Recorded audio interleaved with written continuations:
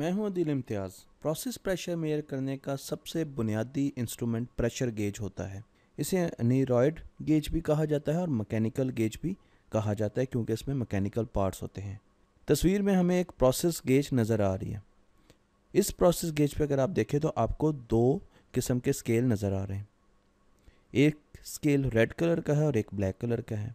नीचे अगर हम देखें तो हमें बार लिखा हुआ नज़र आ रहा है और मेगा पास्कल लिखा नज़र आ रहा है। ये गेज प्रेशर मेजर कर रही है प्रोसेस का। अगर आप इस वक्त इसकी मेजरमेंट को देखें तो इस वक्त ये 0.8 बार रीड कर रही है और 8 मेगा पास्कल प्रेशर बता रही है। तो दोनों यूनिट्स जो हैं वो साथ साथ हमें इस प्रेशर गेज से मिल रहे हैं। ये गेज हमें पॉजिटिव प्रेशर बता रही है, पर कुछ गेजेस ऐसी होती हैं जो हमें पॉजिटिव प्रेशर भी बताती हैं और वैक्यूम भी बताती हैं। इनको हम कंपाउंड गेजेस कहते हैं।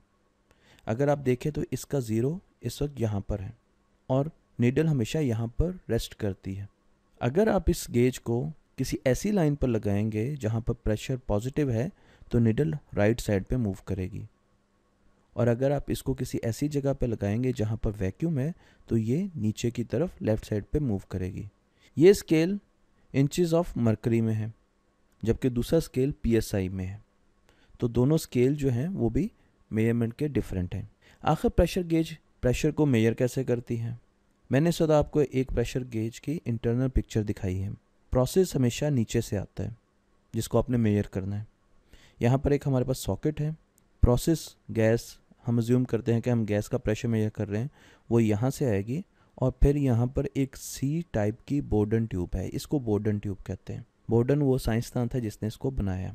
तो गैस इस बोर्डन ट्यूब के अंदर फिल हो जाएगी, भर जाएगी, और बोर्डन ट्यूब को सीधा करने की कोशिश करेगी। गैस इसको सीधा करने की कोशिश करेगी तो ये यहाँ से ऊपर उठेगी, जिससे ये लिंक जो है, ये देखें एक मैकेनिकल लिंक है, ये भी ऊपर को उठेगा।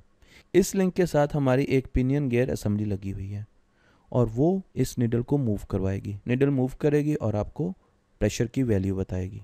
मैंने यहाँ पर एक बोर्डन ट्यूब गेज की एनिमेशन दिखाई है। अगर आप देखें तो जैसे ही प्रेशर इसके अंदर आएगा ये इस C ट्यूब को या C टाइप बोर्डन ट्यूब को सीधा करने की कोशिश करेगा, और उसकी वजह यह है कि प्रेशर अंदर फोर्स एक्सर्ट कर रहा है।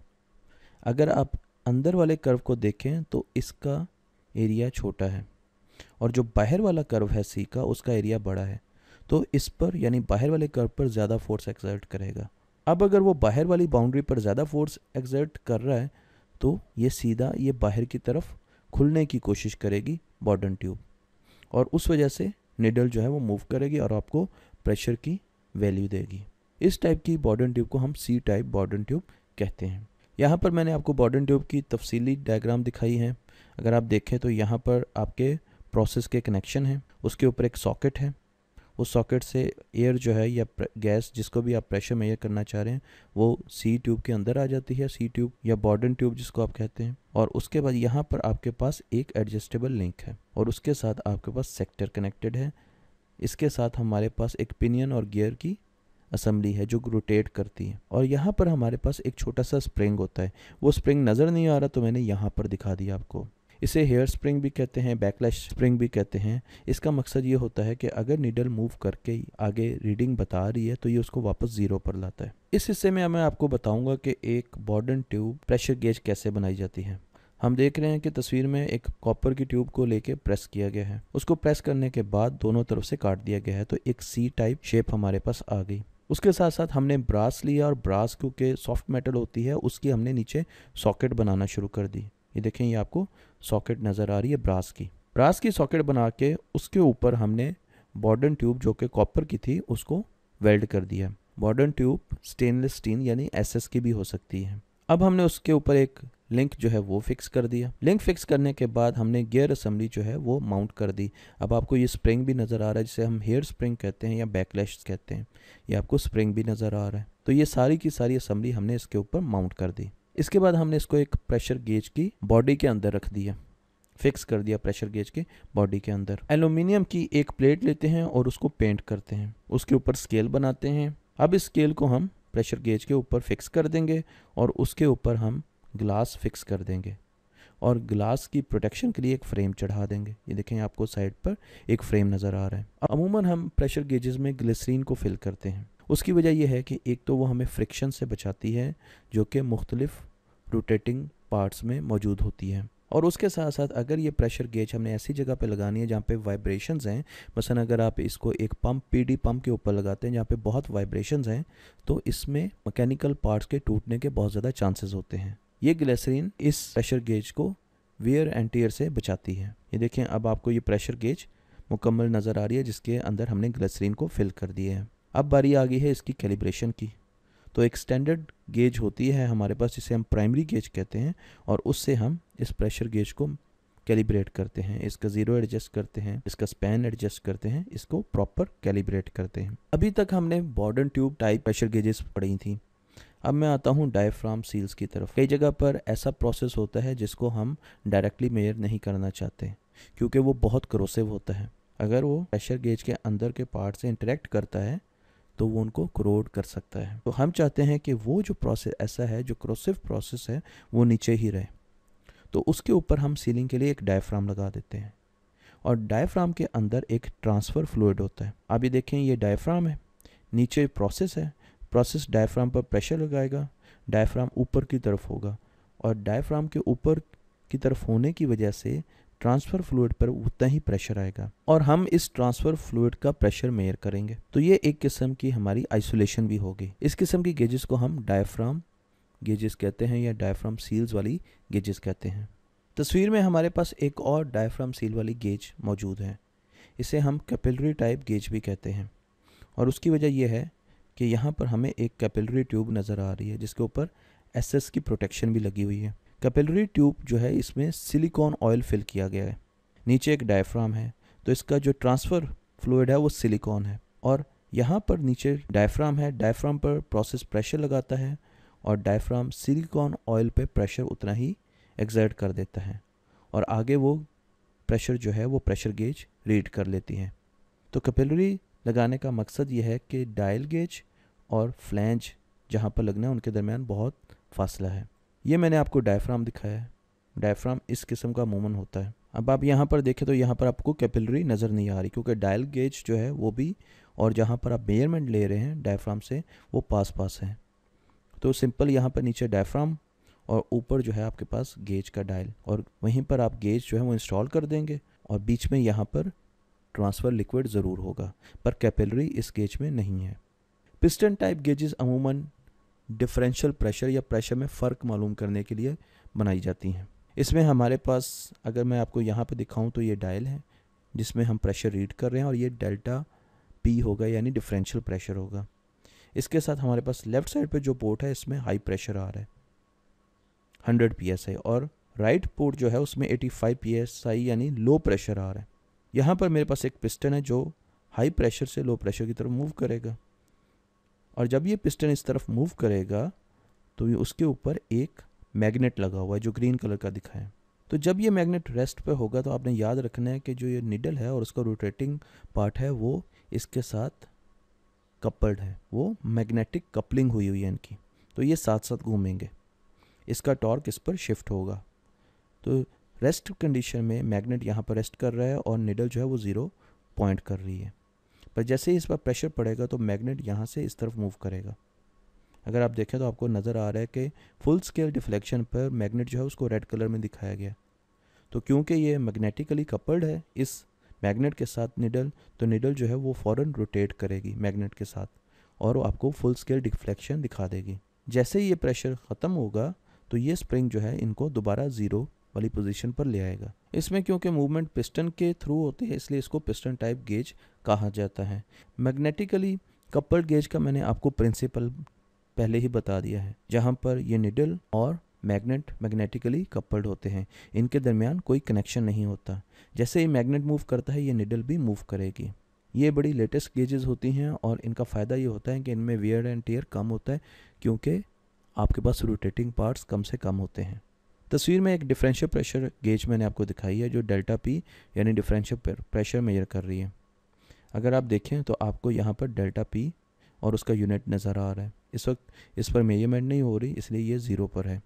इसमें अगर आप हम नीचे देखें तो हमारे पास 2 कैपिलरीज आ रही हैं, एक हाई प्रेशर की कैपिलरी होगी और एक लो प्रेशर की कैपिलरी होगी। और अगर आप देखें तो एक कैपिलरी जो है वो यहाँ पर फ्लैंज के साथ एक प्रोसेस पाइप में कनेक्ट हो रही है, जबकि दूसरी कैपिलरी जो है वो आपको यहाँ पर नज़र आ रही है। ये देखिए, फ्लैंज लगा हुआ है और नीचे आपके पास प्रोसेस पाइप है। यहाँ पर प्रोसेस मेजर हो रहा है और यहाँ पर, और उनका जो डिफरेंस है वो ये प्रेशर गेज आपको बता रही है। तो ये डिफरेंशियल प्रेशर गेज थी जो मैंने आपको दिखाई। बॉर्डन ट्यूब के अलावा हमारी प्रेशर गेजेस में स्पाइरल भी यूज़ होते हैं, हेलिकल गेजेस भी होती हैं और स्पाइरल गेजेस भी होती हैं। इसमें सी टाइप बॉर्डन ट्यूब नहीं होती, बल्कि ये स्पाइरल ट्यूबिंग मौजूद होती है। जैसे हम इसको प्रेशर देते हैं तो ये स्पाइरल खुलने की कोशिश करता है, क्योंकि प्रिंसिपल वही है, इसकी आउटर साइड पर प्रेशर और फोर्स जो है वो ज़्यादा है और अंदर की साइड पे फोर्स कम है, तो ये बाहर की तरफ मूव करता है। और जैसे ये मूव करता है तो इसके साथ जो मैकेनिकल सिस्टम लगा हुआ है वो निडल को मूव करवाता है। इस किस्म की गेजेस को हम हेलिकल प्रेशर गेजेस भी कहते हैं या स्पाइरल भी कहते हैं। इसके अलावा बेलो जो है वो भी यूज़ होती है प्रेशर गेजेस की मेजरमेंट के लिए। अगर आप देखें तो बेलो एक रबर की बॉडी होती है जो कंप्रेस होती है अमूमन।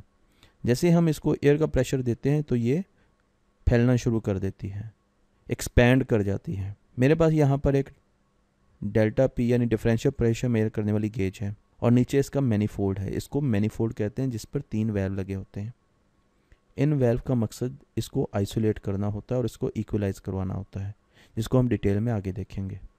तो यहाँ पर मेरे पास हाई साइड है और सपोज यहाँ पे लो साइड है, तो मेरे पास यहाँ से प्रेशर आएगा और वो इस बेलो को एक्सपैंड करवाएगा, और लो साइड का प्रेशर इधर आएगा और इस बेलो को एक्सपैंड करवाएगा।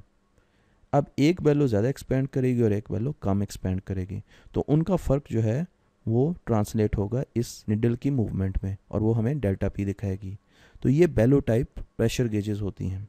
अब आप देखें, ये आपको एक बाकायदा पूरी प्रेशर गेज जो है वो दिखाई गई है जिसमें बेलो लगी हुई है।